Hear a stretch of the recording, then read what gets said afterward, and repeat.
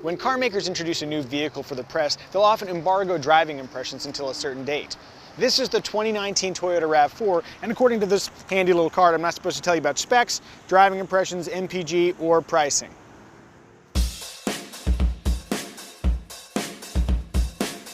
But here's what we can do. We can check out the interior and exterior, we can talk about the infotainment system, and you can watch me drive the thing with a totally blank, embargo-respecting expression.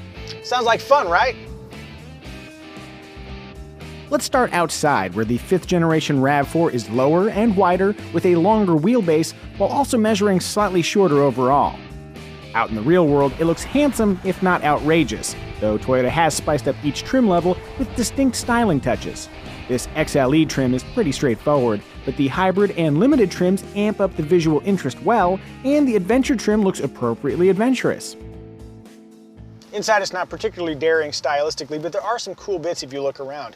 This graded surround near the sunglass holder, the ridges on the inside of the door handle that make you want to keep touching them, this snow-like pattern that appears in these trim pieces and also along the seats, and rubberized knobs for the climate and audio controls. I wonder how those are going to wear, but they feel really good right now. This is the all-wheel drive model, and it includes a drive mode selector down here, which is this grouping of 6 buttons. I wonder if a rotary knob like every other SUV would have made a little bit more sense. We'll have to see how that one works in action. There's also a torque display in the gauge cluster that shows you where power is being sent front and back, and I imagine also left and right in versions that have the torque vectoring all-wheel drive system. This one doesn't have it, that's why I'm not showing it to you right now. For infotainment, we have Entune 3.0. A 7-inch screen comes standard, 8 inches is optional, and it's placed nice and high, pretty close to the driver's field of view. Entune 3.0 includes Amazon Alexa functionality, as well as smartphone integration via Apple CarPlay, but not Android Auto. One thing I really like about how Toyota is doing their infotainment systems, like here in the RAV4, is that they combine physical buttons along the edges with super simple displays. This could not be simpler. Oh, my wife just sent me a text. Get out of here. Don't stop looking. Interior storage consists of door nooks, a center console area, a spot for your phone near this USB port, and a Highlander-inspired slot along the dash. For passengers, the front seats are comfortable and, unsurprisingly, free from pressure points. Toyota does a bang-up job with seats. Elsewhere, soft materials appear in critical spots like the armrest, instrument panel, and dash. Other welcome details include extendable sun visors, parallel cup holders, up to 5 USB ports, soft outboard rear armrests that could use a little bit more padding, and rear seat vents, which were previously unavailable on the RAV4.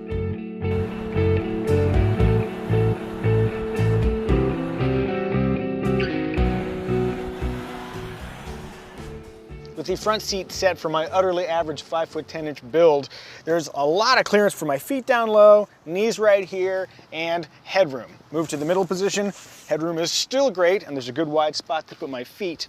And then, outboard, soft armrest, 2-position recline function, and notice this window here. Gives a nice open, airy feeling. If you've ever sat in the back of a Toyota CHR and you know how claustrophobic that feels, this is the opposite. Out back there's a large cargo area, and what I really like is that it has a repositionable floor, so in the upper position you can just slide bags in and out, but you can also slide it to the lower position and things won't roll out the back if you go to get, let's say, all the cans you could possibly need for a hurricane or zombie apocalypse. Toyota revealed a fair number of details at the 2018 New York Auto Show, so I should be safe talking about safety.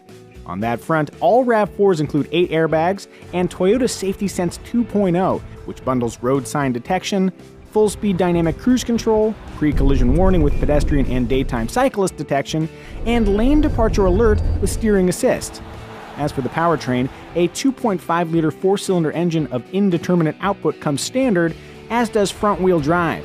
But there's also a presumably more efficient hybrid variant and all-wheel drive for those who need enhanced traction.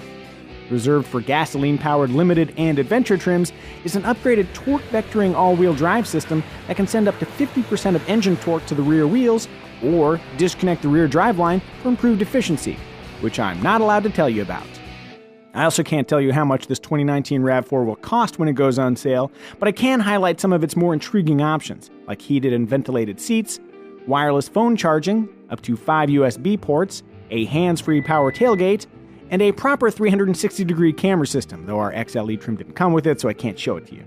From a feature perspective, the 2019 RAV4 looks well positioned versus a competitive set that includes, among others, the Honda CR-V, Ford Escape, Chevy Equinox, Mazda CX-5, and Nissan Rogue. And that's pretty much all I can say for now, but I promise we'll have a full review in the end of November 2018, whenever you're watching this.